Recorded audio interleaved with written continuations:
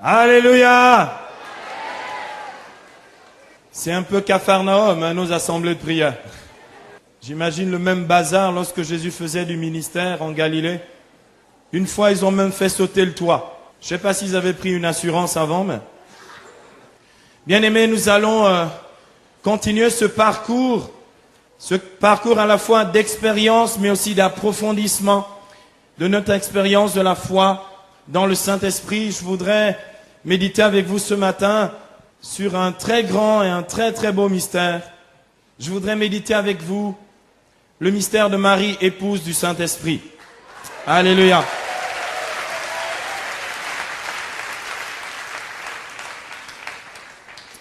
Je ne l'aurais pas fait il y a quelques années si j'étais resté pentecôtiste évangélique de la pure espèce, parce que pour moi les catholiques étaient à la fois des idolâtres, des papolâtres et des mariolâtres.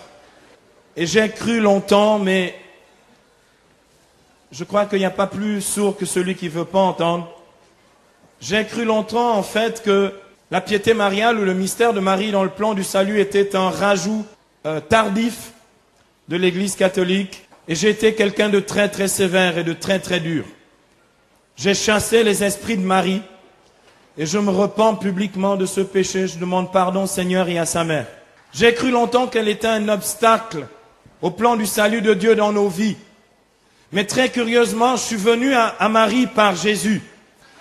Comme j'en parlais ce matin avec un frère de ma communauté, c'est vraiment Jésus qui m'a révélé sa mère. Et bien aimé, l'année dernière, ici, en ce lieu, Carlos Payan nous disait ceci, et j'ai été très, très édifié par à la fois son ouverture, mais aussi son témoignage fraternel. Un homme qui cherche la vérité, qui croit dans la vérité, qui vit de la vérité parce qu'il appartient à la vérité. Il disait, il n'y a pas plus grande joie que l'on puisse faire à une maman, parlant de la Vierge, que de parler de son fils. Et bien aimé, je crois que le réajustement qu'il nous faut avoir dans notre piété mariale, c'est de ne jamais oublier que justement la Vierge n'est pas le terminus ad quem, comme on dit en latin. La Vierge n'est pas le terminus vers lequel nous allons. Justement, la Vierge nous donne le Fils, le Sauveur du monde, Jésus, l'unique médiateur entre Dieu et les hommes, comme dit l'Écriture dans 1 Timothée, chapitre 2, verset 5, nous allons y revenir. Mais, bien-aimés, lorsque nous rencontrons Jésus, nous le rencontrons comme Seigneur Sauveur de nos vies, nous le rencontrons aussi comme dit l'Écriture dans Romains, chapitre 8, verset 29, l'aîné d'une multitude de frères. Il y a des chrétiens dans le coin ? Et ce frère-là, ce grand frère, nous a révélé que nous avons un Père dans les cieux, Matthieu 6, 9 et suivant, et il nous a révélé sa mère. Et c'est de cette révélation que je voudrais parler, cette révélation dont l'Église a eu l'intelligence tout au long des siècles.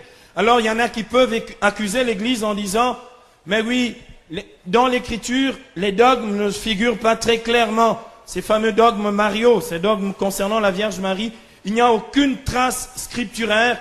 Ce que vous dites est une pure invention des traditions des hommes. Il n'y a aucune trace. Mais je voudrais ce matin que nous regardions l'Écriture. Vous savez comment j'enseigne, bien-aimés. Je voudrais pas vous tromper, je voudrais pas en rajouter.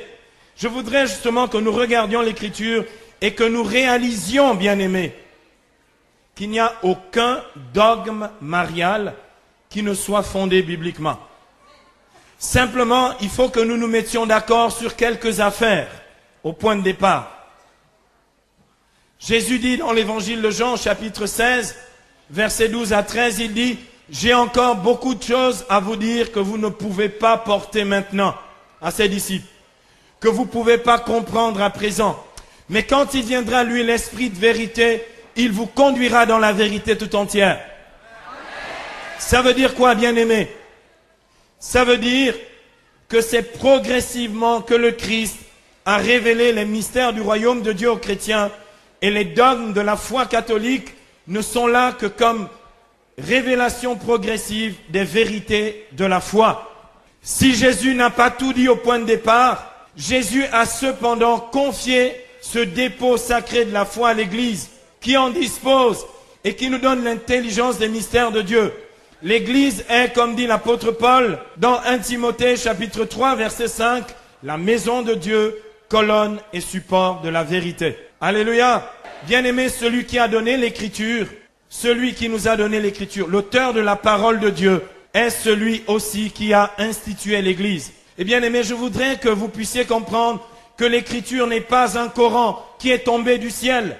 La parole de Dieu telle que nous l'avons maintenant, cette Bible-là, qui n'a pas été collectionnée, fabriquée au XVIe siècle, cette Bible-là est un don de Dieu qui nous a été fait par l'Église. Et dans l'Église, le même qui a donné l'Écriture est le même qui a institué l'Église. Et c'est l'Église qui nous donne l'Écriture. Je veux dire, bien-aimé, ce livre-là, il ne s'est pas fabriqué tout seul. Ce livre a été canonisé par l'Église. Ça veut dire, il a été reconnu comme parole inspirée et authentique par l'Église.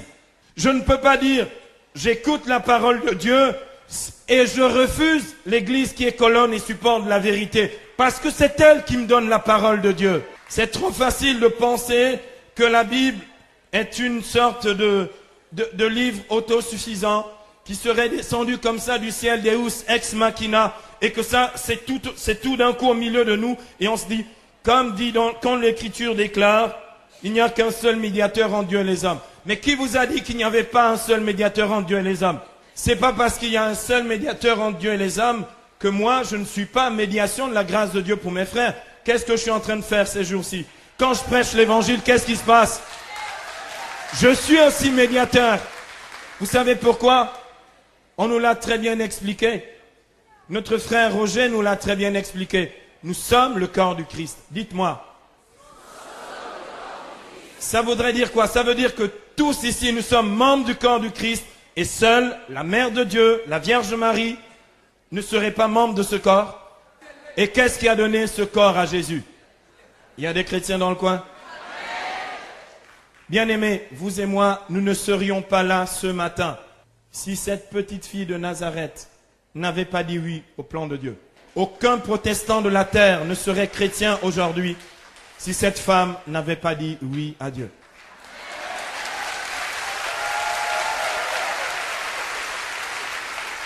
Pour moi, le premier prédicateur de l'histoire de l'Église, c'est la Vierge Marie, comme l'a si bien montré le pape Jean-Paul II, lorsqu'il nous a donné de méditer les mystères lumineux et qu'il considère que la Vierge Marie, elle aussi, proclame la bonne nouvelle dans son Magnificat. Et chacune des paroles qui sortent de sa bouche ne sont que l'écriture réellement vécue dans sa vie. Et lorsque Jésus dit, qui est ma mère, ceux qui gardent la parole de Dieu et la mettent en pratique, eh bien, il confesse publiquement, Jésus, que Marie est vraiment sa mère, parce qu'elle écoute la parole de Dieu et la met en pratique. D'ailleurs, Dieu a honoré sa servante qui a obéi à sa parole. Élisabeth le reconnaît dans Luc 1,45 lorsqu'elle dit « Bienheureuse celle qui a cru, car tout ce qui lui a été dit de la part du Seigneur s'accomplira. » Amen. Et bien aimé, je voudrais que nous puissions ce matin plonger un peu plus dans ce mystère, que nous n'en restions pas à la superficie des guerres de clochers, puis il n'y a pas de guerre à faire. Je veux dire, on n'a pas à se disputer sur la Vierge. On l'accueille comme sa mère, ou on ne l'accueille pas. Mais il n'y a pas de motif, il n'y a pas de raison de se faire la guerre à cause de la Vierge Marie. Amen. Alléluia. Bien-aimé, la Bible déclare dans Galates, au chapitre 4, versets 4 à 6, « Quand vint la plénitude des temps, Dieu envoya son propre Fils, né de la femme, né sujet de la loi, pour affranchir les sujets de la loi et nous conférer l'adoption filiale. Et la preuve que vous êtes fils, c'est que le Père a répandu dans nos cœurs l'esprit de son Fils qui crie « Abba, Père ». Et bien aimé, il y a un lien. Il y a un lien entre l'incarnation du Verbe, sa venue dans le monde comme Seigneur et Sauveur du monde, Seigneur et Sauveur personnel de nos vies, la médiation de cette femme par laquelle il est venu au monde, et le mystère de notre propre adoption filiale qui passe par la médiation de cette femme, sans laquelle le Verbe de Dieu ne se serait pas fait chair, eh bien aimé, je ne peux pas réécrire l'histoire du salut. Je ne peux pas faire comme si cela n'existait pas. Je ne peux pas faire et mettre un blackout complet sur ce moment précis de l'histoire du salut qui fait que vous et moi, aujourd'hui, nous sommes rachetés. Il est absolument impossible de réécrire l'histoire du salut. On ne peut pas refaire ce que Dieu a voulu faire de cette façon-là. Et bien aimé, si j'accueille Dieu dans ma vie, je dois accueillir Dieu avec ses projets tels qu'il veut les réaliser et tels qu'il les a réalisés. Dieu a voulu sauver le monde par la médiation de cette femme. Et bien aimé, dans la plénitude des temps, et nous y sommes, Dieu a envoyé son propre fils né de la femme. La Bible déclare dans Jean chapitre 1er, verset 14, « Et le Verbe s'est fait chair et il a habité parmi nous, et nous avons contemplé sa gloire, cette gloire qu'il tient de son Père, comme Fils unique plein de grâce et de vérité. » Ce Verbe de Dieu plein de gloire et de vérité, celui qui nous a donné la grâce de Dieu, celui qui est l'auteur de la grâce, nous est venu et nous a été donné au monde par celle que je peux considérer comme la médiatrice de toute grâce parce qu'elle est devenue à ce moment-là la médiation de la grâce de Dieu pour chacun d'entre nous. C'est par elle, bien-aimé, que l'auteur de la grâce, le Christ Jésus notre Seigneur, est venu et est entré dans le monde. Amen. J'aimerais bien changer ça, mais je n'y peux rien. J'aimerais bien qu'il en soit autrement, comme ça. Au moins je ferais content mes frères pentecôtistes, évangéliques et protestants. Je n'y peux rien. Amen. Et bien aimé, le problème, la difficulté.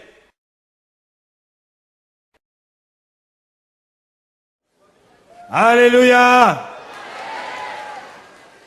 C'est un peu Capharnaüm, hein, nos assemblées de prière. J'imagine le même bazar lorsque Jésus faisait du ministère en Galilée.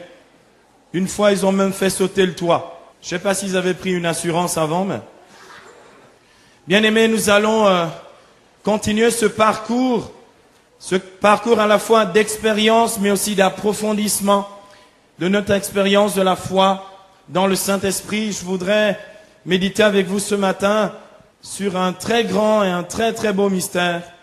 Je voudrais méditer avec vous le mystère de Marie, épouse du Saint-Esprit. Alléluia.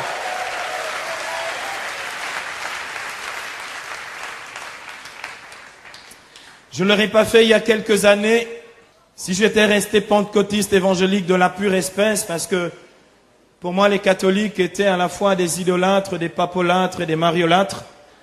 Et j'ai cru longtemps, mais je crois qu'il n'y a pas plus sourd que celui qui ne veut pas entendre. J'ai cru longtemps en fait que la piété mariale ou le mystère de Marie dans le plan du salut était un rajout tardif de l'Église catholique. Et j'ai été quelqu'un de très très sévère et de très très dur. J'ai chassé les esprits de Marie et je me repens publiquement de ce péché. Je demande pardon au Seigneur et à sa mère. J'ai cru longtemps qu'elle était un obstacle au plan du salut de Dieu dans nos vies. Mais très curieusement, je suis venu à Marie par Jésus. Comme j'en parlais ce matin avec un frère de ma communauté, c'est vraiment Jésus qui m'a révélé sa mère. Et bien aimé, l'année dernière, ici, en ce lieu, Carlos Payan nous disait ceci, et j'ai été très très édifié par à la fois son ouverture, mais aussi son témoignage fraternel. Un homme qui cherche la vérité, qui croit dans la vérité, qui vit de la vérité parce qu'il appartient à la vérité. Il disait, il n'y a pas plus grande joie que l'on puisse faire à une maman, parlant de la Vierge, que de parler de son fils. Et bien aimé, je crois que le réajustement qu'il nous faut avoir dans notre piété mariale, c'est de ne jamais oublier que justement la Vierge n'est pas le terminus ad quem, comme on dit en latin. La Vierge n'est pas le terminus vers lequel nous allons. Justement, la Vierge nous donne le Fils, le Sauveur du monde, Jésus, l'unique médiateur entre Dieu et les hommes. Comme dit l'Écriture dans 1 Timothée, chapitre 2, verset 5, nous allons y revenir. Mais, bien-aimés, lorsque nous rencontrons Jésus, nous le rencontrons comme Seigneur Sauveur de nos vies. Nous le rencontrons aussi comme dit l'Écriture dans Romains chapitre 8, verset 29, l'aîné d'une multitude de frères. Il y a des chrétiens dans le coin? Et ce frère-là, ce grand frère, nous a révélé que nous avons un Père dans les cieux, Matthieu 6, 9 et suivant, et il nous a révélé sa mère. Et c'est de cette révélation que je voudrais parler. Cette révélation dont l'Église a eu l'intelligence tout au long des siècles. Alors il y en a qui peuvent accuser l'Église en disant, mais oui, dans l'Écriture, les dogmes ne figurent pas très clairement. Ces fameux dogmes mariaux, ces dogmes concernant la Vierge Marie, il n'y a aucune trace scripturaire. Ce que vous dites est une pure invention des traditions des hommes. Il n'y a aucune trace. Mais je voudrais ce matin que nous regardions l'Écriture. Vous savez comment j'enseigne, bien-aimés? Je ne voudrais pas vous tromper, je ne voudrais pas en rajouter.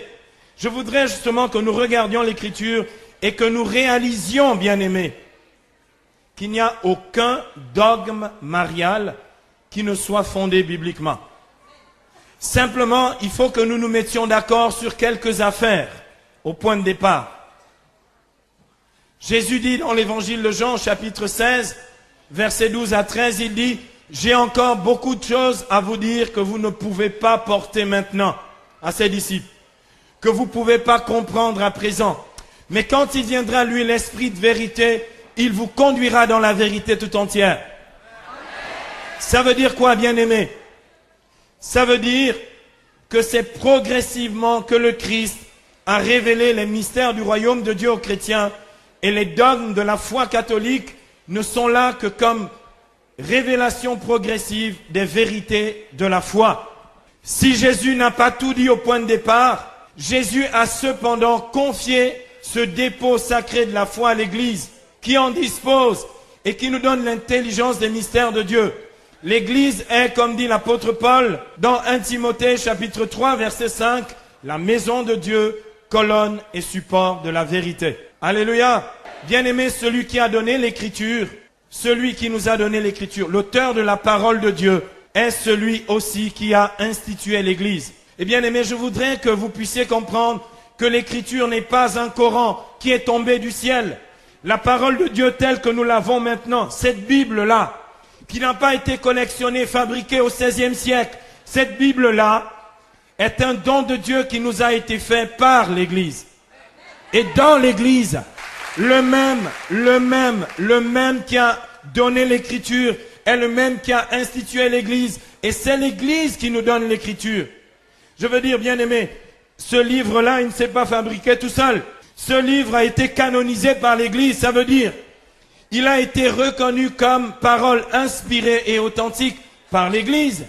Je ne peux pas dire, j'écoute la parole de Dieu et je refuse l'Église qui est colonne et support de la vérité. Parce que c'est elle qui me donne la parole de Dieu. C'est trop facile de penser que la Bible est une sorte de livre autosuffisant qui serait descendu comme ça du ciel, Deus ex machina, et que ça, c'est tout d'un coup au milieu de nous, et on se dit, comme dit quand l'Écriture déclare, il n'y a qu'un seul médiateur entre Dieu et les hommes. Mais qui vous a dit qu'il n'y avait pas un seul médiateur entre Dieu et les hommes? C'est pas parce qu'il y a un seul médiateur entre Dieu et les hommes que moi, je ne suis pas médiation de la grâce de Dieu pour mes frères. Qu'est-ce que je suis en train de faire ces jours-ci? Quand je prêche l'Évangile, qu'est-ce qui se passe? Je suis aussi médiateur. Vous savez pourquoi? On nous l'a très bien expliqué. Notre frère Roger nous l'a très bien expliqué. Nous sommes le corps du Christ. Dites-moi. Ça voudrait dire quoi? Ça veut dire que tous ici, nous sommes membres du corps du Christ et seule la Mère de Dieu, la Vierge Marie, ne serait pas membre de ce corps. Et qu'est-ce qui a donné ce corps à Jésus? Il y a des chrétiens dans le coin? Bien-aimés, vous et moi, nous ne serions pas là ce matin si cette petite fille de Nazareth n'avait pas dit oui au plan de Dieu. Aucun protestant de la terre ne serait chrétien aujourd'hui si cette femme n'avait pas dit oui à Dieu.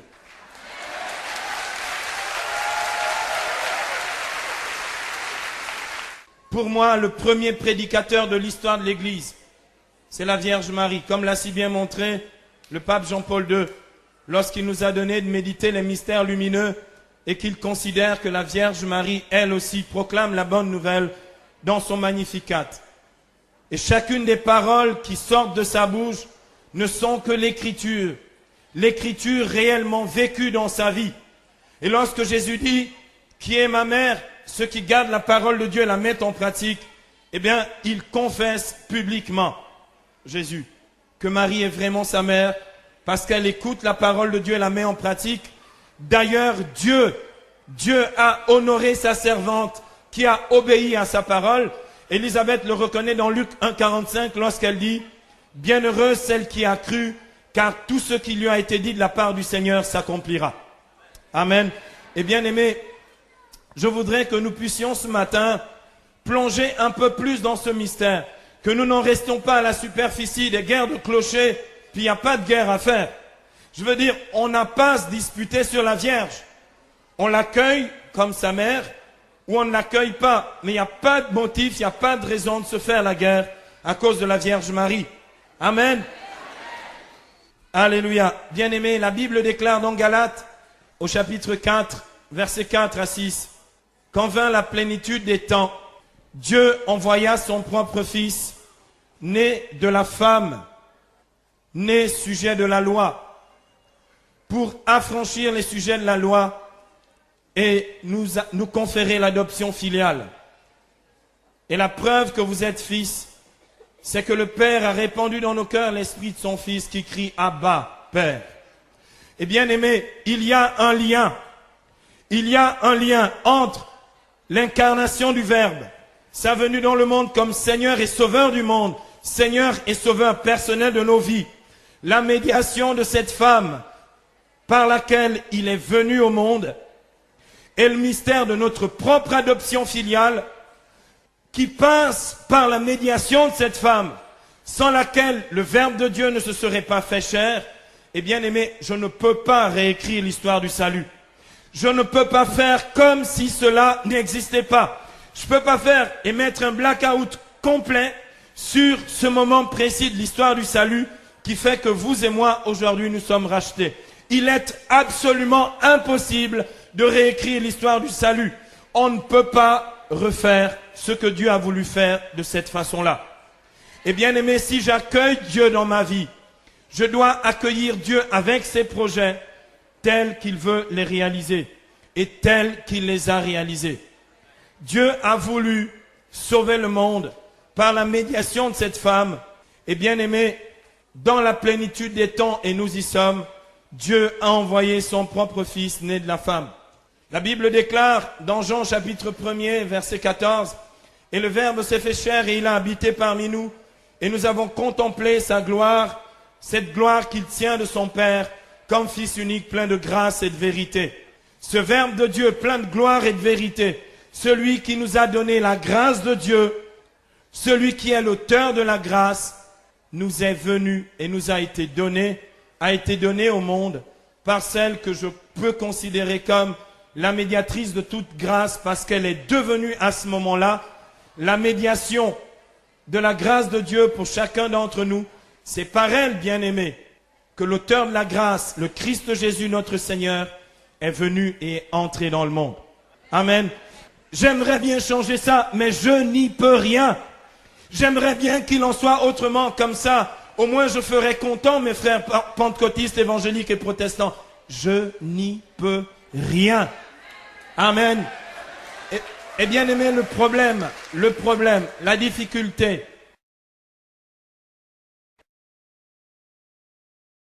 Et moi j'ai été ce chrétien-là. La difficulté, c'est que beaucoup de chrétiens et même les catholiques, même une certaine piété mariale, est selon moi trop idéologique. Il y a beaucoup de chrétiens qui d'ailleurs prennent aussi des positions contre les vérités de la foi de façon idéologique. Je parlais il n'y a pas très longtemps, il y a quelques mois avec un ami à moi qui est pasteur évangélique. On est d'accord sur quasiment tous les points de la foi chrétienne. Et lorsque nous nous sommes mis à parler de la Vierge Marie, et c'est lui qui a commencé, il m'a cherché, il m'a trouvé. Lorsque nous sommes arrivés à ce point-là, mon cher ami, et pourtant je lui parlais très simplement, selon l'Écriture, de la maternité divine de Marie. J'ai dit, mais c'est biblique? Il me dit non. Je dis si. Je dis, tu n'as pas lu dans Luc au chapitre 1er, verset 43. C'est un simple verset, mais il contient absolument tout. L'Écriture dit ceci à propos de la maternité divine de Marie, comme nous allons le voir tout de suite, qui est aussi la maternité universelle de Marie. J'ai jamais vu une maman engendrer une tête sans les autres membres du corps. Il y a des chrétiens dans le coin. Puisque l'Écriture déclare dans Colossiens 1,18 que le Christ est la tête du corps, c'est-à-dire l'Église. Si je crois que je suis membre du corps du Christ, comme dit l'apôtre Paul dans 1 Corinthiens 12, 27, vous êtes le corps du Christ et membres chacun pour sa part. Si je le crois, alors vraiment, je suis un peu coincé ce matin. J'aimerais essayer d'y échapper. Mais là, franchement, j'ai du mal. Parce que si vraiment elle est la mère de la tête, il est impossible qu'elle ne soit pas la mère des membres du corps. Amen.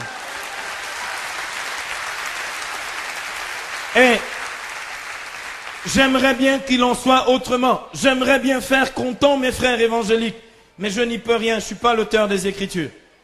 Et je disais à cet ami, la Bible dit dans Luc 1,43, comment m'est-il donné que vienne à moi la mère de mon Seigneur? Et n'est pas dit, comment m'est-il donné que vienne à moi cette dame-là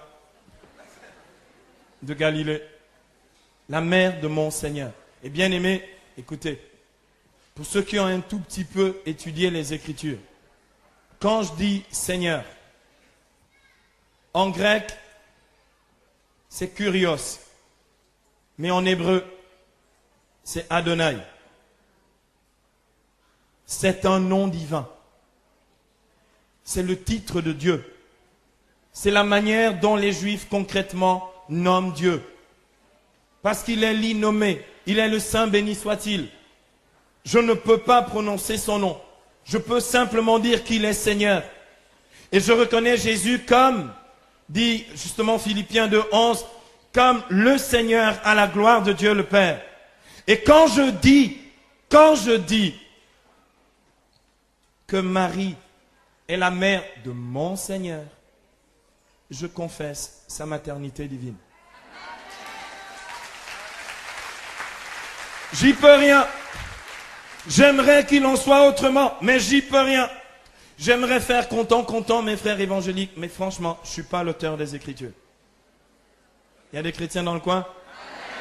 Et puis on est parti en discussion, en live, pendant 1 heure, en train d'essayer de racoler les morceaux. Je lui ai dit, pendant très très longtemps, j'ai lu le texte des noces de Cana, et j'y comprenais rien. Je croyais avoir compris. Et bien aimé, je sais qu'on y entre, dans ce mystère, on y entre que par révélation divine et par une véritable attitude d'humilité spirituelle. L'humilité spirituelle par rapport au mystère de Marie est la seule chose qui puisse nous libérer de toutes les formes d'idéologie sur ce mystère de la femme, de la nouvelle Ève, de la mère du Seigneur et Sauveur et notre mère. Amen. Je voudrais que maintenant nous puissions voir en 3 parties comment est-ce que l'Écriture nous enseigne sur le mystère de Marie. J'aimerais prendre 3 moments clés, 3 moments importants qui sont dans les Écritures. Le premier moment que nous allons voir maintenant, c'est l'Annonciation ou la Pentecôte de Marie. Nous allons nous rendre compte, bien-aimés, c'est la première qui a fait l'expérience du baptême du Saint-Esprit et c'est elle, vraiment l'épouse du Saint-Esprit, qui peut nous enseigner ce qu'est la docilité au Saint-Esprit, ce qu'est l'écoute du Saint-Esprit, ce qu'est l'obéissance au Saint-Esprit, ce qu'est la fidélité à la parole de Dieu. Écoutez, franchement, je crois vraiment que la première pentecôtiste, c'est la Sainte Vierge.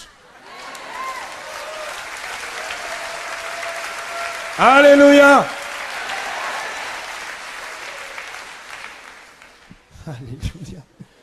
Premier point, l'annonciation ou la Pentecôte de Marie. Le deuxième point que nous allons voir, c'est la visitation ou le témoignage de l'Esprit. Nous allons aussi apprendre d'elle, comment témoigner dans l'Esprit. Et puis enfin, bien-aimés, nous allons voir le dernier point, les noces de Cana ou la manifestation de la gloire de Dieu. Je voudrais que nous puissions faire ce petit parcours biblique ce matin et voir qu'à chaque fois, derrière chacun de ces moments clés de la vie de Marie qui sont dans l'Écriture, il y a renfermé, il y a caché, mais en même temps révélé ce que Dieu nous dit sur le mystère de cette femme, la mère du Seigneur, la mère du Sauveur, notre mère. Et bien aimé, après ce moment-ci, nous allons tester réellement si la Vierge Marie est une pentecôtiste. Et nous allons voir si elle est capable de donner l'Esprit. Amen. Ah, j'aimerais vous raconter une petite histoire avant d'aller plus loin. J'ai conduit un pèlerinage d'un peu plus de 200 jeunes à Medjugorje il y a maintenant 4 ans. C'était en 2001. Il y en a quelques témoins qui sont dans le coin ici. J'ai conduit ce pèlerinage de ces jeunes. On était vraiment motivés, vraiment pour aller dans ce lieu. Et je me souviens de la dernière veillée de prière. Ouh là là. Dernière veillée de prière. La dernière veillée de prière, c'était un chapelet des mystères glorieux. Nous avons commencé, premier mystère glorieux, la résurrection de Jésus. Fruit du mystère, la foi. Nous avons fait notre dizaine de chapelets. Jusque-là, tout allait encore à peu près bien. Deuxième mystère glorieux, l'ascension de Jésus. Fruit du mystère, l'espérance. Jusque-là, ça allait encore moyennement bien. Troisième mystère glorieux, la Pentecôte. Fruit du mystère, l'effusion du Saint-Esprit. Là, tout n'allait plus très très bien. Parce qu'il y a eu une telle libération de la puissance de Dieu, on n'a jamais fini ce chapelet. Alléluia. On va vérifier dans un instant. Écoutez, c'est du pratico-pratique.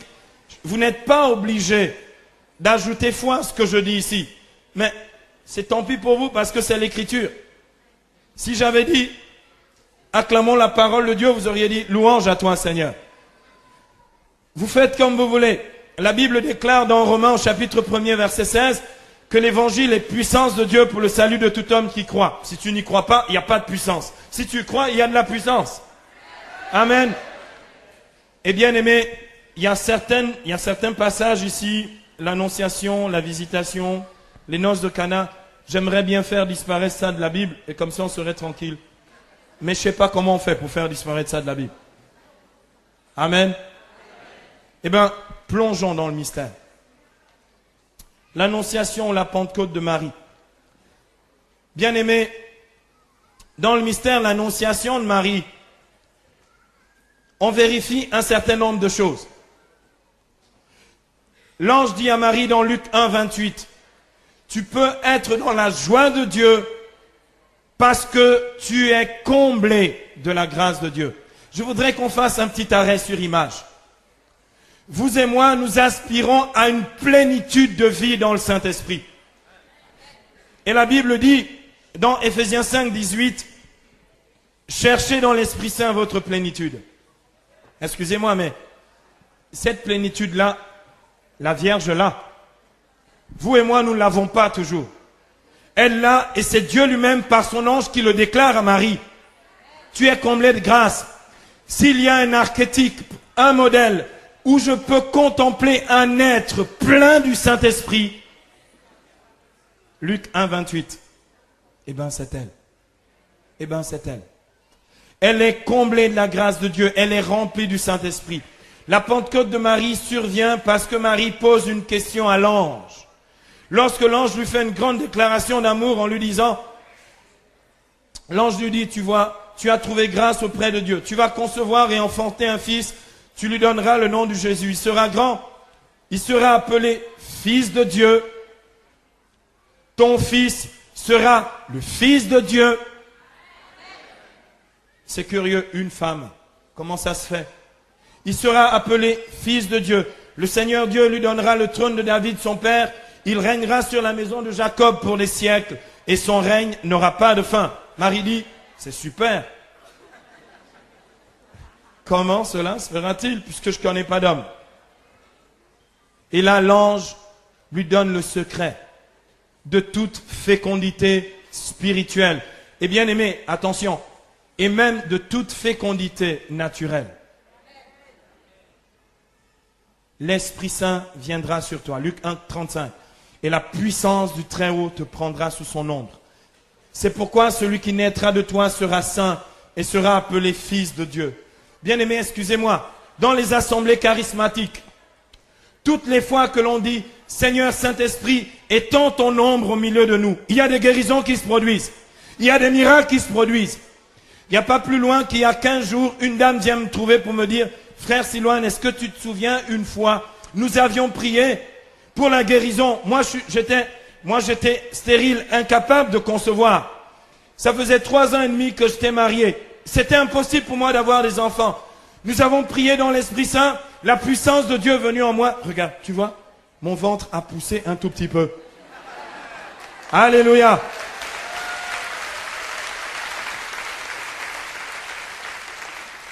Je crois dans ces miracles-là.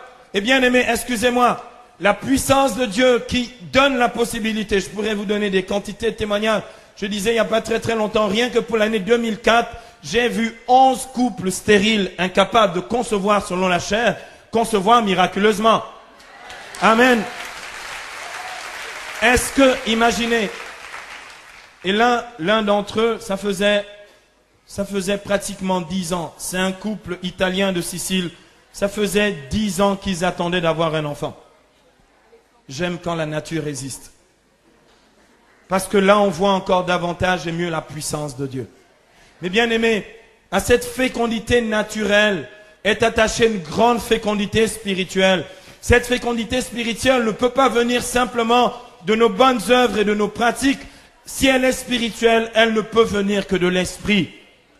Et la fécondité spirituelle de la vie de Marie, comme la fécondité spirituelle de nos vies, ne peut venir que d'une vie authentique dans le Saint-Esprit.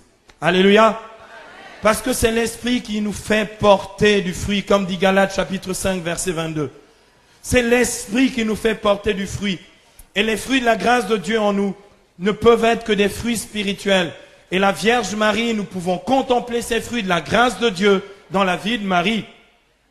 La douceur, l'humilité, la patience, la longanimité, la miséricorde, la maîtrise de soi, la serviabilité, comme nous allons le voir dans le deuxième point, puisqu'elle va rendre service à sa cousine Élisabeth dans le mystère de la visitation.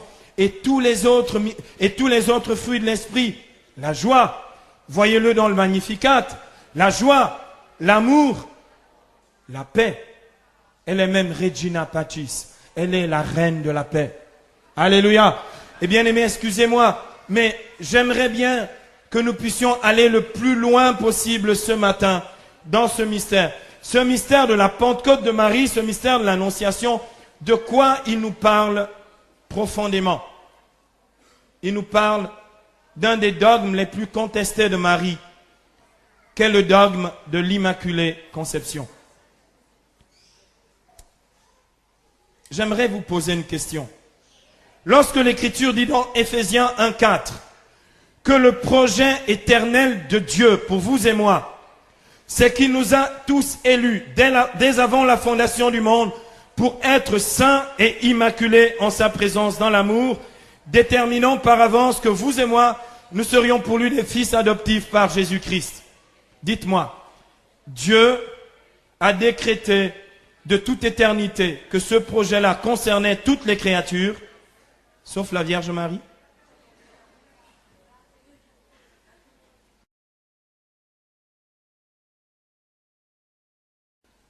Et si ce projet de Dieu, qui est un plan de Dieu, se réalise de façon, on va dire, de façon exemplaire dans un être, n'est-ce pas le dessein de Dieu de nous le révéler et de nous faire comprendre qu'un être humain peut être immaculisé? Est-ce que ce que Dieu a fait dans un modèle, celle que nous appelons la nouvelle Ève, la femme, celle de Galates 4,4, et celle qui dans Jean 19, verset 27, est encore appelée par son fils, femme, voici ton fils, la nouvelle Ève, la mère des vivants. Pensez-vous que ce projet-là concernerait toute l'humanité sauf elle? Il nous a élus dès avant la fondation du monde pour que votre vie et la mienne soient saintes et immaculées en sa présence dans l'amour. Bien-aimés, vous et moi, nous sommes tellement bénis, tellement heureux dans nos assemblées charismatiques. tellement béni, tellement heureux d'une expérience de Dieu. Écoutez, celle de la Vierge Marie n'est pas une expérience psychique. Elle ne se l'est pas inventée. La Vierge Marie n'a pas dit, je vais essayer un tout petit peu d'attirer le Saint-Esprit. Je vais essayer de contempler les anges. Vous et moi qui avons quelques difficultés à voir les anges, elle voyait les anges. Il y a des chrétiens dans le coin? Et son expérience du Saint-Esprit n'est pas restée une expérience superficielle du Saint-Esprit. Son expérience spirituelle du Saint-Esprit a été une expérience féconde, d'où sa grande sainteté. Et bien aimé, lorsqu'il est dit, tu es comblé de la grâce de Dieu, ça veut dire aucune des grâces de Dieu ne lui manque. Et la première d'entre elles, c'est ce projet, ce premier projet de Dieu, ce projet éternel de Dieu, de nous voir saints et immaculés en sa présence, dans l'amour. Dans l'Ancien Testament, dans le livre du Cantique des Cantiques, ce dessein de Dieu se manifeste aussi dans les paroles du bien-aimé à l'épouse du Cantique des Cantiques, dans Cantique au chapitre 4, verset 7, où il est dit ceci, « Tu es toute belle, ma bien-aimée, et sans tache aucune. » Ça veut dire concrètement dans le texte, tu es immaculé. J'aime à croire et à voir dans l'Écriture. Lorsque Marie dit dans Luc 1, 48, il a jeté les yeux sur son humble servante. J'aime entendre ce cantique 4, 7 qui dit, et c'est les yeux de Dieu posés sur elle. Tu es toute belle, ma bien-aimée, et sans tache aucune. Dieu reconnaît en Marie cette grâce qu'il lui accorde, non pas à cause de ses mérites, ces grâces qu'il lui accorde à cause des mérites de la passion, de la mort et de la résurrection de Jésus. Ces grâces qu'il accorde par avance, parce que dans le mystère de Dieu, il n'y a pas de temps.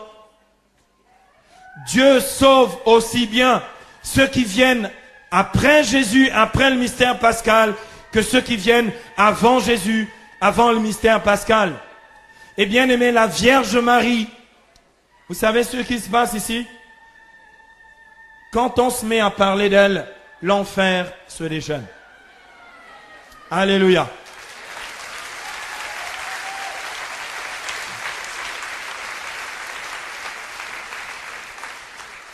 On va tester tout à l'heure. Et on testera encore mieux ce soir. Il y a des chrétiens dans le coin. Ah, j'aime beaucoup ça. Waouh. Je sens que ça va cartonner aujourd'hui.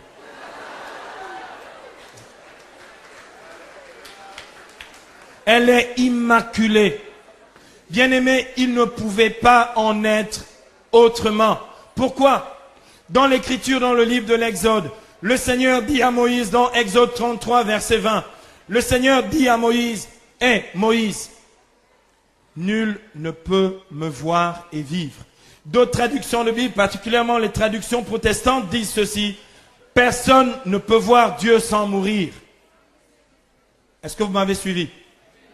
Personne ne peut voir Dieu sans mourir. Eh bien aimé, excusez-moi, le voir. Or, elle, c'était pas le voir, c'était le contenir en elle pendant 9 mois. Vous imaginez, personne ne peut voir Dieu et vivre. Vous savez pourquoi? Parce que la sainteté de Dieu est tellement forte que si elle se manifeste dans sa totalité, pleine de gloire, personne ne pourrait tenir.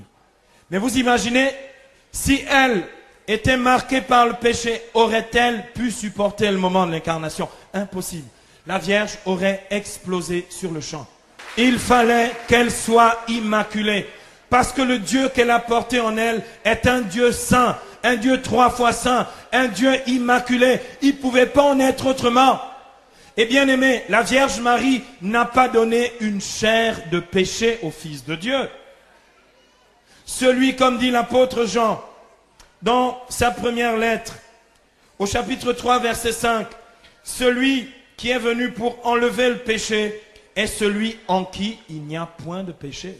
Le Christ n'avait pas une chair, le corps de Jésus La chair de Jésus n'était pas une chair de péché. Or, ce corps de Jésus, cette chair de Jésus, il l'a reçue de cette mère qui ne pouvait pas être autrement qu'immaculée. Tel est bien, comme dit l'auteur de la lettre aux Hébreux, dans Hébreux au chapitre 7, verset 26. Oui, tel est précisément le grand prêtre qu'il nous fallait, saint, innocent, immaculé, désormais séparé des pécheurs, élevé au plus haut des cieux. Jésus est ce grand prêtre saint, innocent et immaculé. Il a reçu sa chair, son corps, sa vie d'homme d'une mère sainte et immaculée. Il n'y a aucune contradiction dans le plan de Dieu parce que tel est le projet éternel de Dieu pour tout homme. Alléluia. La Vierge Marie est donc bien immaculée conception. Et bien aimés, nous pourrons dans un instant tirer toutes les conséquences dogmatiques de cette vérité de la foi. Immaculée conception, ça veut dire qu'en elle, il n'y a point de péché. Immaculée conception, ça veut dire que la Vierge Marie ne connaît pas le salaire du péché. La Bible dit dans Romains 6, 23, le salaire du péché, c'est la mort. Mais le don gratuit de Dieu, c'est la vie éternelle dans le Christ Jésus. Comment, si elle était immaculée conception, pouvait-elle mourir? J'ouvre la brèche sur l'Assomption de Marie. Et c'est tellement simple quand on va aux sources. Alléluia. Et si on passe au deuxième point, la visitation, le témoignage de l'Esprit. La Pentecôte de Marie nous montre une grande fécondité spirituelle.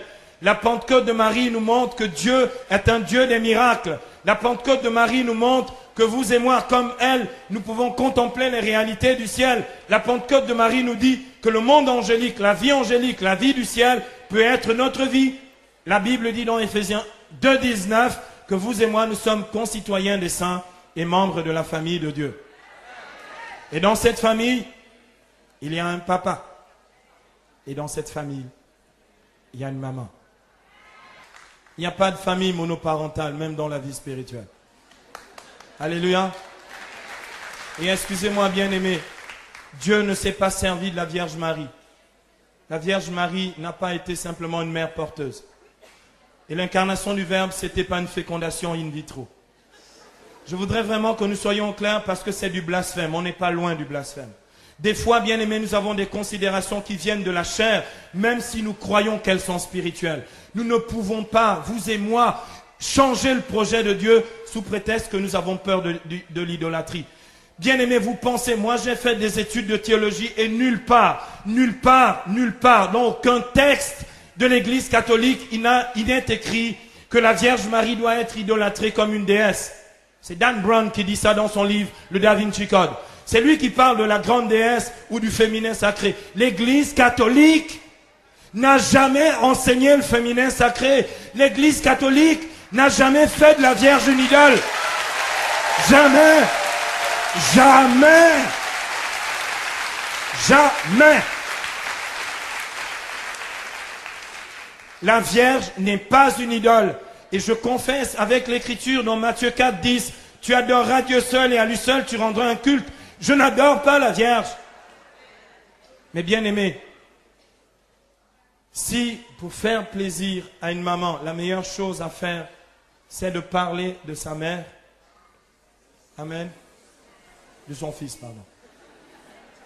Mais la meilleure chose que l'on peut, la meilleure joie que l'on peut porter à un fils, c'est de parler de sa mère. Amen. Ça, Carlos Payan ne l'a pas dit, moi je le dis. Alléluia. La plus grande joie que l'on puisse faire à un fils, écoutez, c'est de bien parler de sa mère. C'est pourquoi il arrive des fois que dans certaines assemblées interconfessionnelles, je m'échauffe un tout petit peu. Et ça peut arriver. Pourquoi, bien aimé, je trouve vraiment irrespectueux que quelqu'un débarque chez moi. Il débarque chez moi. Vous imaginez la petite maison de Nazareth. Un pentecôtiste arrive dans la maison de Nazareth et commence à raconter des salades sur la Sainte Vierge. Et Jésus regarde en disant, quoi? C'est ainsi que tu traites ma mère. Est-ce que vous imaginez Jésus être tranquille en disant, ouais, c'est un frère en Christ? Jésus va d'abord lui refaire la doctrine biblique et va lui dire, ouvre les yeux, cesse d'être incrédule, deviens croyant. Amen.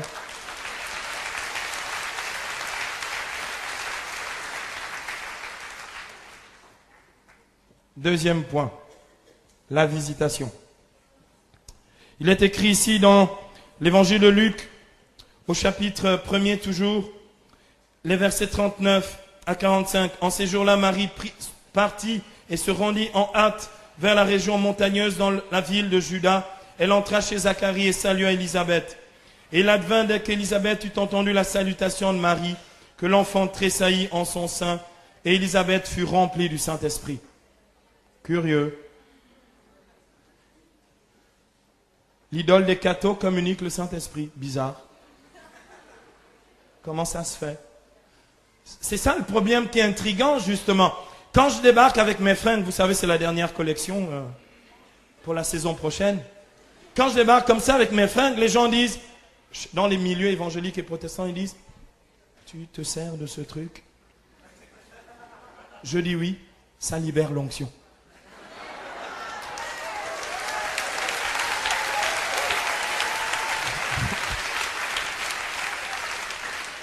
Ils me disent, mais comment tu fais? Je dis, je fais. Et je le fais même très très bien.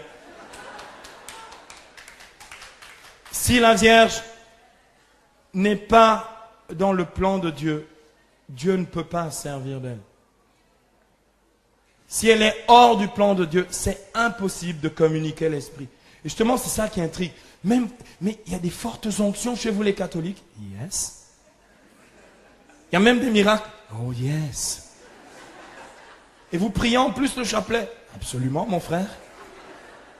Et comment vous faites? Eh bien, on le fait. Et ça marche? Oh, mais absolument, puisqu'il y a des miracles. Alléluia.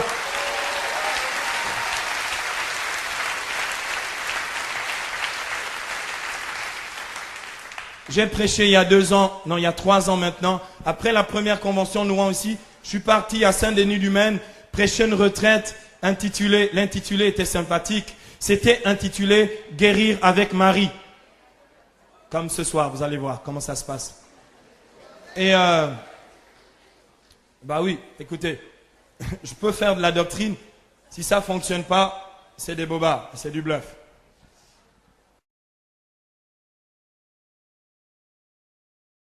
Pour ceux qui étaient là, est-ce qu'il y en a encore quelques-uns qui se souviennent? Levez la main, ceux qui étaient à Saint-Denis-du-Maine, à cette retraite. Il y en a quelques-uns. Levez bien la main. Ok. Vous pouvez baisser la main. Il n'y a pas une seule journée où nous n'avons pas vu la puissance de Dieu et des guérisons. Par Marie. Pas une seule journée. Pas une seule journée. Et bien aimé, excusez-moi, mais Dieu réellement se sert de cette femme aussi pour faire l'œuvre du réveil dont nous vivons aujourd'hui. Et c'est curieux, la discrétion de Marie. Mais comme dirait Richard Borgman, j'aime bien ce qu'il dit, Marie a été discrète longtemps pour ne pas éclipser son fils. Et gloire à Dieu qu'il en soit ainsi. Parce qu'elle n'est pas Dieu. Mais Marie est tellement discrète qu'elle apparaît partout dans le monde aujourd'hui, elle multiplie les apparitions.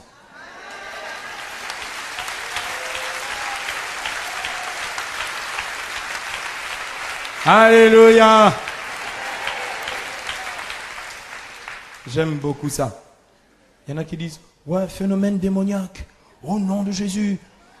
Marie, tu peux partir. Puis elle dit, si tu veux, je reviens quand tu veux aussi.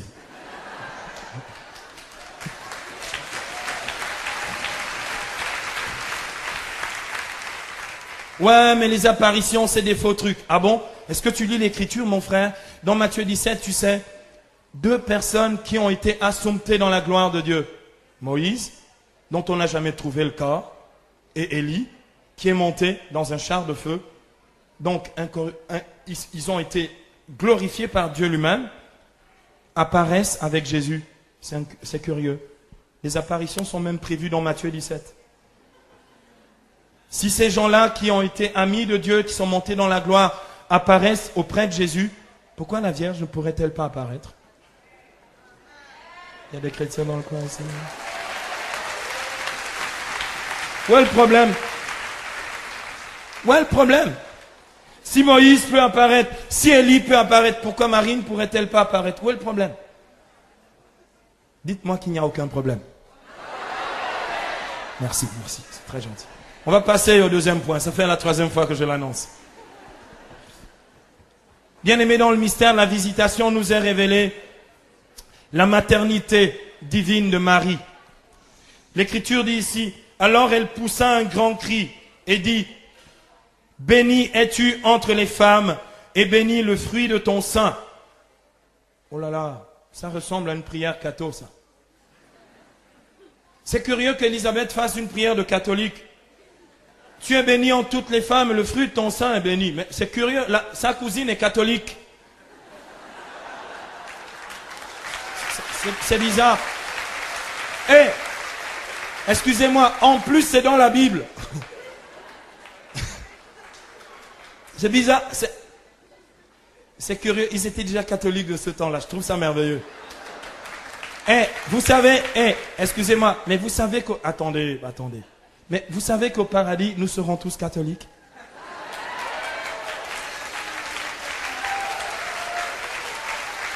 Je vais mieux m'expliquer.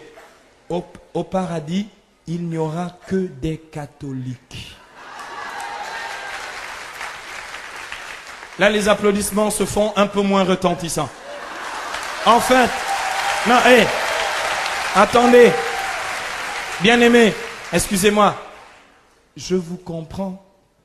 Je comprends votre souci de l'unité de l'Église. Mais justement, vous ne m'avez pas bien compris. Au paradis, il y aura tout le monde, c'est ce que ça veut dire.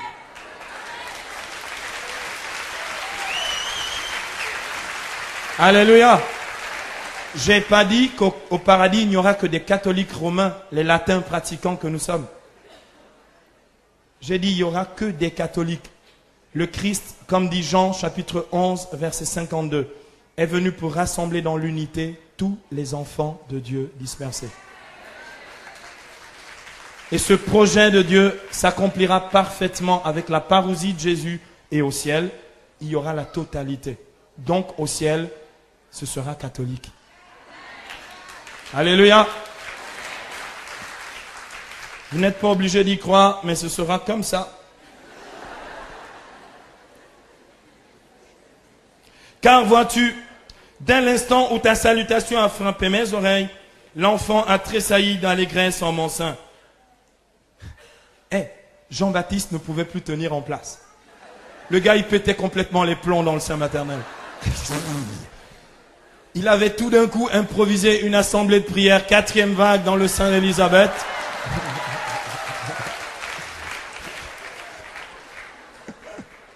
Vous allez voir, ça va chauffer ce soir. Oui, bienheureuse celle qui a cru. Bienheureuse celle qui a cru. En l'accomplissement de ce qui lui a été dit de la part du Seigneur. Bien-aimés, justement, ce passage de l'Écriture nous parle de la maternité divine de Marie. L'Écriture est très très claire sur la maternité divine de Marie. Ce passage de, justement, Luc 1, 43, qui nous dit qu'elle est la mère du Seigneur, nous parle clairement de sa maternité divine. Alors, un petit point de doctrine chrétienne, pour être très clair. Nulle part dans l'Écriture et dans la doctrine chrétienne, il est dit que Marie est la mère du Père. Amen. Nulle part il est dit qu'elle est la mère de l'Esprit. Ok? Elle est la mère du Fils. Elle est la mère du Fils. En qui, comme dit Colossiens chapitre 2 verset 9, habite corporellement la plénitude de la divinité. Si ce Fils est réellement Dieu, celui en qui, dans la chair, habite pleinement la divinité, je ne peux pas ne pas dire qu'elle est la mère du Fils de Dieu. Donc, si elle est la mère du Fils de Dieu, le Fils est de même nature que le Père, nous dit Hébreux chapitre 1, versets 2 à 3. Jésus est le resplendissement de la gloire du Père et il est l'icône de sa propre substance, de sa propre nature. Il est Dieu né de Dieu. Il est Dieu engendré du Père. Et bien aimé, excusez-moi, si il est Dieu, éternellement Dieu, même dans la chair, même incarné, la mère de ce Dieu-là, le Fils, mérite le titre de mère de Dieu.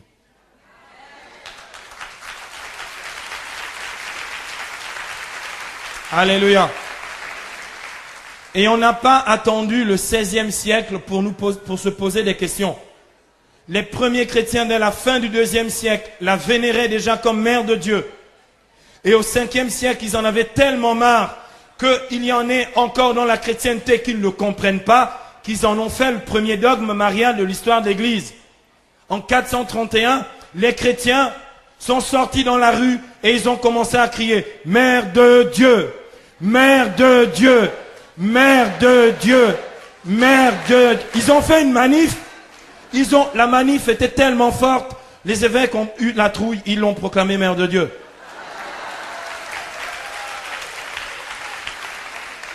Le peuple bien-aimé reconnaît en Marie de Nazareth la mère du Seigneur, la mère de Dieu. Luc 1, 43, c'est biblique. C'est pas seulement dogmatique. Le dogme vient après. La révélation précède le dogme. Le dogme est une intelligence approfondie de la révélation. Mais le dogme ne se substitue pas à la révélation. C'est Dieu qui donne cette intelligence à l'Église. C'est l'Esprit, comme dit Jean, chapitre 16, verset 13, qui conduit dans la vérité tout entière. Alléluia. Mais bien aimé, il y en a qui disent, ouais, mais il y a un truc qui ne marche pas. Il y a un truc qui ne marche pas. Parce que justement, l'Écriture nous dit que, et ça, les catholiques ne sont pas très très clairs, semble-t-il, sur cette question-là. L'Écriture a l'air de nous dire que la Vierge Marie aurait eu quelques autres enfants. Ça se peut bien. Pourquoi ils le disent? Pour invalider une autre vérité scripturaire. C'est la virginité perpétuelle de Marie. Le dogme nous dit ceci, que la Vierge Marie est restée vierge avant, pendant. C'est le pendant et après qui est gênant. Le prophète Isaïe, dans Isaïe 7, 14, annonce que la Vierge concevra et enfantera un fils. Curieux. Il aurait pu dire une femme qui aime Dieu. Il dit la Vierge. L'Écriture, lorsque Saint Luc écrit ce passage d'Écriture, c'est-à-dire après l'an 50, après Jésus, Saint Luc continue à dire, en parlant de cette femme, ici dans Luc au chapitre 1er, au verset 27, il continue à dire, et le nom de la Vierge était Marie. Il aurait pu dire, et le nom de cette femme, de cette mère. Pourquoi l'Écriture insiste-t-il pour dire et pour défendre que cette femme qui va concevoir miraculeusement et qui va donc aussi enfanter miraculeusement, parce qu'on est dans l'ordre du miracle, bien-aimé, le Fils de Dieu est resté vierge. Sa maternité est surprenante. Elle est restée vierge. Donc cette maternité qui est surprenante ne peut être rangée que du côté d'une maternité miraculeuse.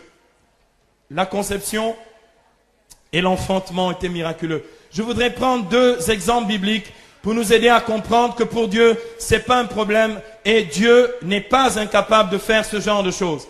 C'est-à-dire manifester quelque chose de réel sans rien corrompre au passage. Exode 3. Le buisson ardent. Il brûlait sans consumer. Et les pères de l'Église ont toujours voulu reconnaître et voir en Marie, dans le mystère de sa virginité perpétuelle, ont toujours voulu y voir comme un buisson ardent. Dieu est tellement bon. Dieu ne viole personne et Dieu ne détruit rien dans nos vies. Dieu vient dans nos vies pour nous reconstruire. Excusez-moi, je vais employer un terme un peu cru. Dieu n'aurait pas pu violer Marie si Dieu ne peut pas violer ta liberté. Il y a des chrétiens dans le coin? Deuxième signe de puissance. Comment Jésus faisait après la résurrection pour apparaître au milieu de ses disciples? Il cassait par hasard les murs? Était-il réel lorsqu'il a dit à Thomas, touche-moi? C'est bien moi? C'est pas un esprit, un fantôme? La virginité de Marie, comme la conception de Marie, la conception immaculée du Fils de Dieu, est une conception miraculeuse. L'enfantement aussi est un enfantement miraculeux. Et bien aimé, excusez-moi, n'essayez pas de spéculer et d'imaginer. Vous savez ce que dit Genèse chapitre 3, verset 16, il est dit justement à Ève, après la chute, il est dit à Ève, je multiplierai les peines de tes grossesses et dans la douleur tu enfanteras, dit l'Écriture. Ok? Pourquoi? Mais parce que Ève avait péché. Mais si nous sommes d'accord que Marie est immaculée parce qu'elle ne pouvait pas donner une chair de péché au Fils de Dieu, la Vierge n'a connu aucune conséquence du péché originel, y compris les douleurs de l'enfantement. Il y a des chrétiens dans le coin ici. Aucune conséquence du péché originel, y compris les douleurs de l'enfantement. Je crois dans la virginité perpétuelle de Marie. Je crois dans ce dogme de la foi chrétienne. Alléluia. Mais il y a un autre problème. On n'est pas sorti de l'auberge, mes bien-aimés. On n'est pas sorti de l'auberge. Dans l'Écriture, une des objections que j'avais sur les lèvres quand j'étais pentecôtiste, c'était que j'avais lu dans Luc au chapitre 2, verset 7, que justement, c'est là où je me dis vraiment, on peut avoir l'esprit tordu quand même. J'avais lu dans Luc chapitre 2, verset 7, que justement il est écrit, elle mit au monde son fils premier-né. Ah, la déduction protestante, c'est de dire donc il y en avait eu d'autres. Donc on ne peut pas dire qu'elle est restée vierge puisqu'elle en a eu d'autres. Si on dit le premier est, eh bien, ok, d'accord, on accorde, le premier c'était miraculeux. Ce fils premier-né, comment ça se fait? Donc il y en a eu d'autres. Ah oui, mais d'ailleurs, oh, mais attendez, mais vous lisez pas les Écritures. Dans l'évangile de Matthieu, on va aborder un sujet assez brûlant. Dans l'évangile de Matthieu, justement,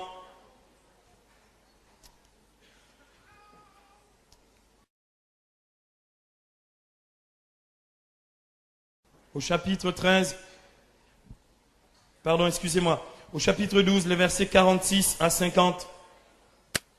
Matthieu 12, 46 à 50. Il est question des frères et sœurs de Jésus. Waouh! Ah, ah, ah, ah, ah. Les cathos, là, ils sont quelque peu coincés. Là, ils ferment les yeux et ils disent le chapelet.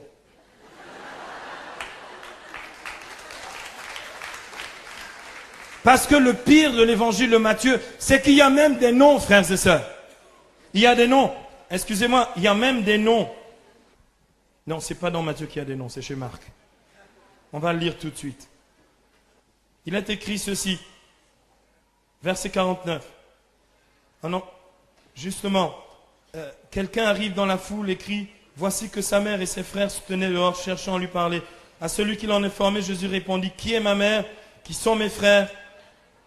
Et tendant sa main vers ses disciples, il dit, voici ma mère, mes frères, car quiconque fait la volonté de mon Père qui est aux cieux, celui-là met un frère, une sœur et une mère. Et en lisant les Écritures, justement, on se dit, on ne comprend pas bien. Qu'est-ce que Jésus veut bien dire par là? Parce que si Jésus nous dit que tout d'un coup, il a encore des frères, ce passage de l'Écriture, il est là en fait, comme un rebondissement pour aggraver la situation. Et bien aimé, lorsqu'il est question de ces frères de Jésus, de Matthieu chapitre 13, versets 54 à 55, d'où lui vient cette sagesse, dit quelqu'un dans l'assemblée, et ces miracles? Celui-là n'est-il pas le fils du charpentier? N'a-t-il pas pour mère la nommée Marie? D'ailleurs, ce gars-là, il prêche en faveur de la maternité divine de Marie. N'a-t-il pas pour mère la dénommée Marie? Et pour frère? Ah oui, justement, c'est ce passage dont je parlais à l'instant, de Matthieu 13. N'a-t-il pas pour frère Jacques, Joseph, Simon et Jude. Et ces sœurs ne sont-elles pas toutes parmi nous? Alors là, vraiment, on est mal. Hein. En plus, il y a des noms. Là, on est carrément mal, parce qu'on se dit, mais c'est pas possible. En plus, il y a des noms. Elmitomante, son fils premier-né. Il y en a eu d'autres. Leurs noms sont dans l'écriture, Matthieu 13, 54 à 55. La preuve est là. Frère, as-tu lu correctement toutes les écritures? Il est dit, quelques chapitres plus loin, dans Matthieu chapitre 27, versets 55 à 56. Vous pouvez aller vérifier, quelle que soit la Bible chrétienne, quelle que soit la traduction de Bible. Vous trouvez ça dans la Louis II et dans quelques autres Bibles.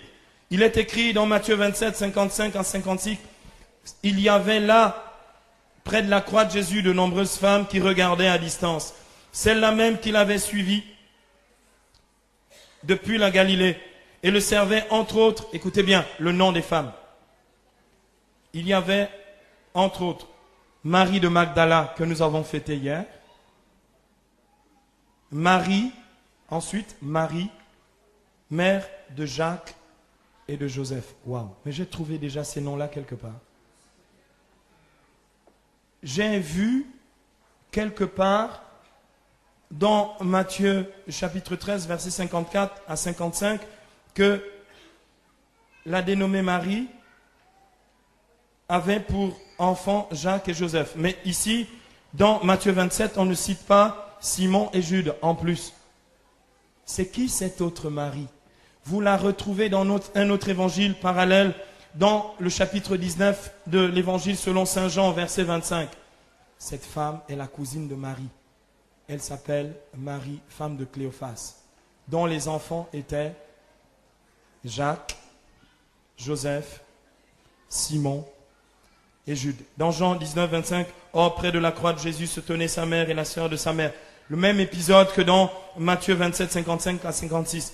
La sœur de sa mère, Marie, femme de Cléophas, et Marie de Magdala. Les deux noms de ces deux Maries dont il est question précédemment dans Matthieu 27, 55 à 56. Les enfants de Marie, de cette Marie-là, les cousins et cousines de Jésus, ce sont les enfants de la cousine de Marie, une certaine Marie qui était la femme de Cléophas. Et ses enfants sont clairement Jacques et Joseph, les cousins de Jésus. Oh, le cousin!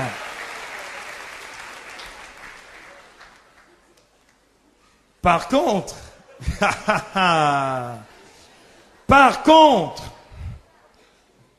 écoutez, quand on ne lit pas l'écriture, on peut raconter vraiment des salades. Hein. C'est incroyable. Hein.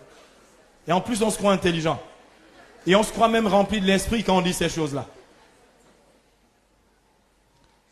Par contre, la maternité de Marie, oui, s'étend à toutes les générations. La maternité de Marie est la maternité de la mère du Fils de Dieu, qui est la tête du corps de l'Église. La maternité de Marie s'étend sur tous les membres du corps du Christ. Oui, vraiment, Marie a eu d'autres enfants. Oui, vraiment, Marie a d'autres enfants. Oui, vous et moi, nous sommes les enfants de Marie.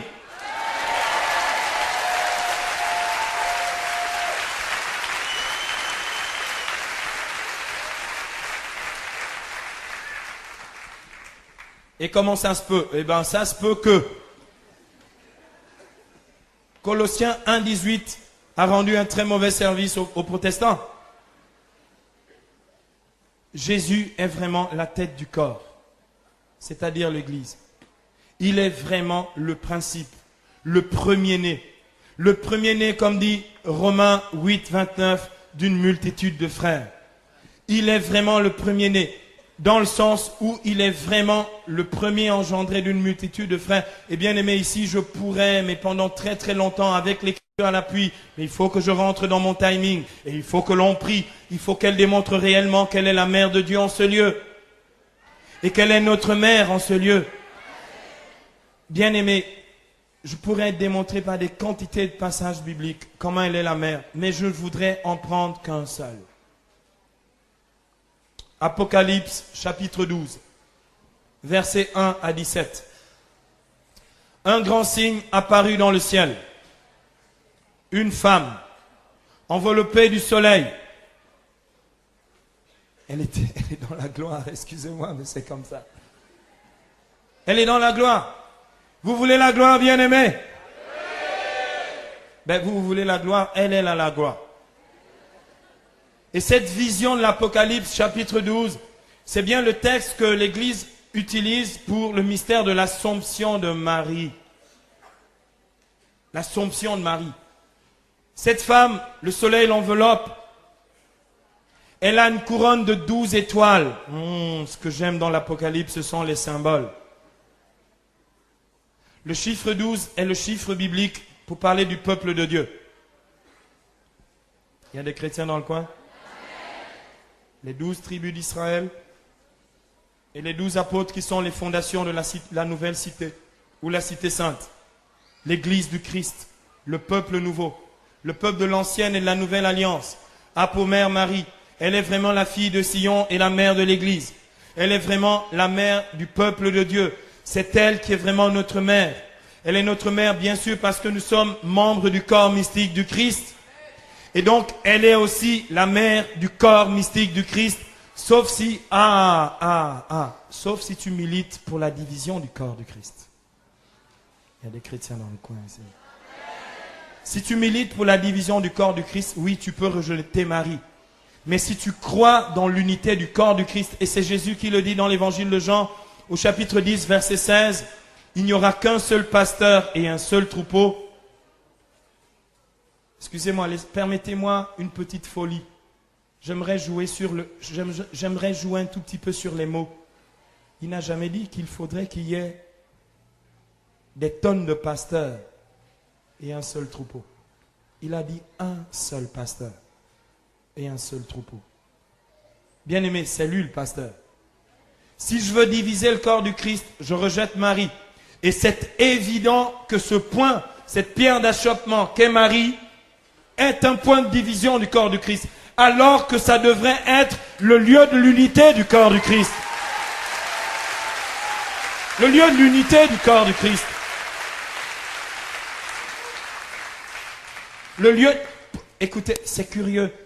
Et je ne comprends pas les cathos qui tout d'un coup, comme vous savez, des enfants dont on a mal parlé de leur maman, quand ils arrivent quelque part au milieu de leurs potes, ils en ont honte.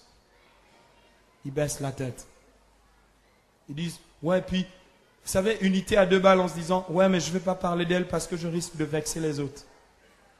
Je suis désolé. Tu rejettes Marie, tu divises le corps du Christ. Marie est vraiment un principe spirituel. Je dis bien spirituel, d'unité du corps du Christ. Et bien aimé, il est évident, et là, écoutez, c'est pas de la théologie ou de la spiritualité à deux balles un peu superficielle. Je voudrais que chacun d'entre nous essaye d'aller le plus profond dans ce mystère et tirer les conséquences théologiques et spirituelles de ce mystère. Elle est vraiment un principe spirituel, l'unité du corps du Christ. Tant qu'elle manquera dans l'unité, il n'y aura pas d'unité. Il n'y aura pas d'unité. Il n'y aura pas d'unité.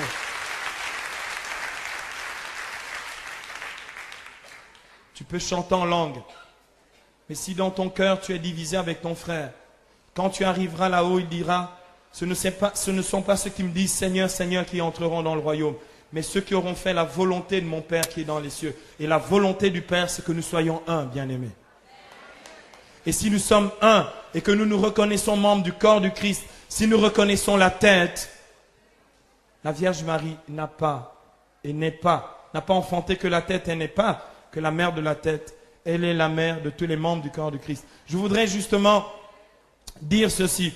L'apôtre Paul qui dit que nous sommes le corps du Christ à plusieurs reprises aux Éphésiens et dans la première aux Corinthiens. L'apôtre Paul signifie par là que justement, si nous nous reconnaissons le corps du Christ, nous ne pouvons même pas, bien-aimés, justifier les divisions, quel qu'en soit le motif.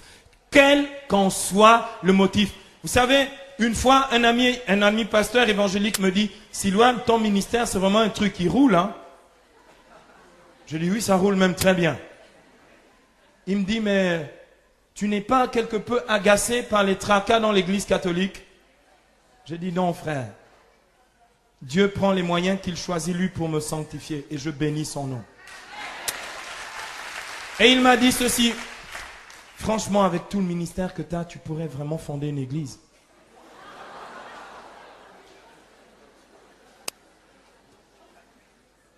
J'ai dit, frère, tu n'as pas lu l'écriture.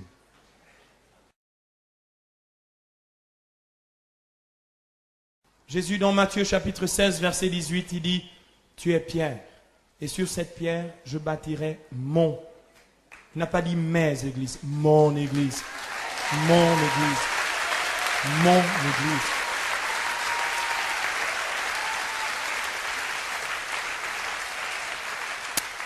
Et les puissances de la mort n'auront aucun pouvoir sur elle. J'aime beaucoup ça. Alléluia. C'est l'église du Christ. Ce n'est pas l'église des individus. Dans Apocalypse chapitre 12 verset 17, la parole de Dieu nous dit ceci, bien-aimés. Furieux contre la femme.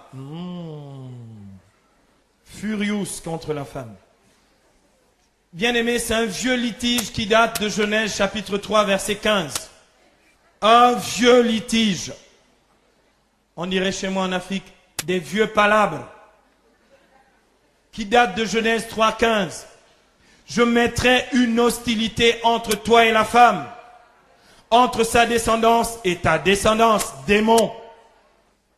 Tu lui mordras le talon de temps en temps, mais elle t'écrasera la tête, l'ami.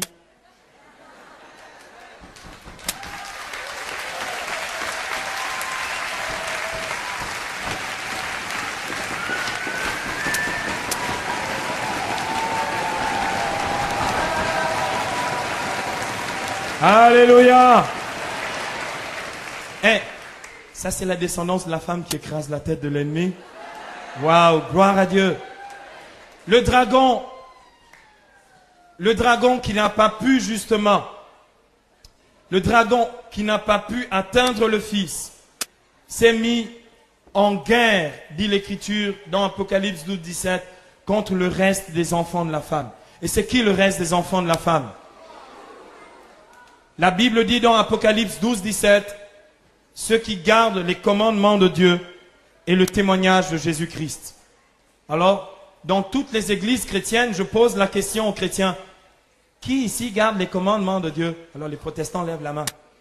Qui ici a le témoignage de Jésus? Les protestants lèvent la main. Je dis, alors vous êtes le reste des enfants de la femme? Alléluia.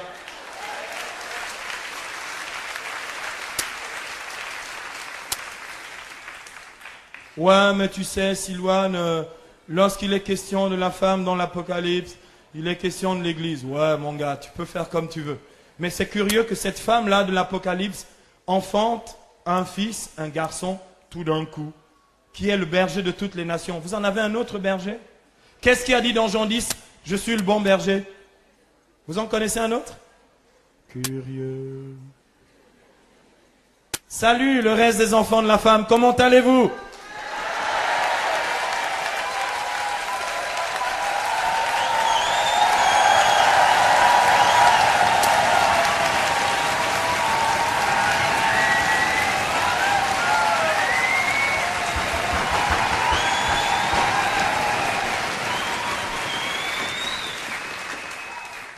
Alléluia. Bien-aimés, nous avons réglé un tas de trucs ce matin. J'aimerais vraiment en finir avec ça, une bonne fois pour toutes. Comme ça, on ne revient pas là-dessus. Comme ça, c'est réglé, c'est clair. La Vierge est montée dans la gloire du ciel parce qu'elle était sans péché. Puisque le salaire du péché, c'est la mort, Romains 6, 23. Et qu'elle était immaculée conception, elle ne pouvait pas connaître la mort. Donc l'Église reconnaît qu'au terme de son pèlerinage sur la terre, la Vierge est montée avec son corps et son âme dans la gloire du ciel. Et bien aimé, il n'y a rien de curieux à ça. Il n'y a rien contre l'Écriture, car nous-mêmes, frères et sœurs, à la fin des temps, nous vivrons une assomption. La Bible dit dans 1 Thessaloniciens 4, 17, nous les vivants, nous qui serons encore là, nous serons réunis avec eux et emportés sur les nuées pour rencontrer le Seigneur dans les airs. Ainsi nous serons avec le Seigneur toujours. C'est ce qui s'est produit pour elle. Ce qui va se produire pour ceux qui seront là à la fin. Et bien aimé, l'Assomption n'a rien d'étrange ni d'extraordinaire. C'était la même chose pour Enoch. La Bible dit dans Genèse 5, 24, Enoch marcha avec Dieu, puis il disparut, car Dieu l'enleva. C'est la même chose dans le deuxième livre des rois, chapitre 2, verset 11, à propos d'Élie. Or, comme il marchait en conversant avec Élisée, voici qu'un char de feu et des chevaux de feu se mirent entre deux, et Élie monta au ciel dans un tourbillon. Assomption d'Élie. Si Dieu, bon, Moïse pouvait aussi ajouter, si Dieu a fait ça pour ces hommes-là, il peut le faire aussi pour sa maman. Pour sa maman. Et bien aimé, excusez-moi, la Bible dit dans Colossiens 3, 1 à 3, que notre vie est désormais cachée en Dieu dans le Christ. Or, il est possible dans le plan de Dieu, c'est juste pour vous parler de la possibilité de l'Assomption, bibliquement, il est possible dans le plan de Dieu qu'un homme ou une femme soit assompté. Il n'y a rien d'étrange lorsque l'Église proclame le dogme de l'Assomption de Marie. C'est ce qui adviendra pour ceux qui seront encore là, si vous faites de vieux os, lorsque le Christ se reviendra dans la gloire.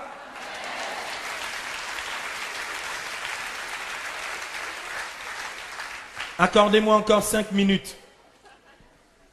Enfin, donc les noces de Cana ou la manifestation de la gloire. Dieu a glorifié Marie en lui donnant la gloire qu'elle mérite comme mère de Dieu. Écoutez, au ciel, écoutez, franchement, vous avez le roi des rois assis sur son trône. Vous avez le fils du roi, Jésus de Nazareth. Vous pensez vraiment que s'il y a le roi des rois, le Père éternel, le Fils bien-aimé du Père, il va dire, ok, la Vierge, tu m'as bien servi, tu n'étais qu'une mère porteuse.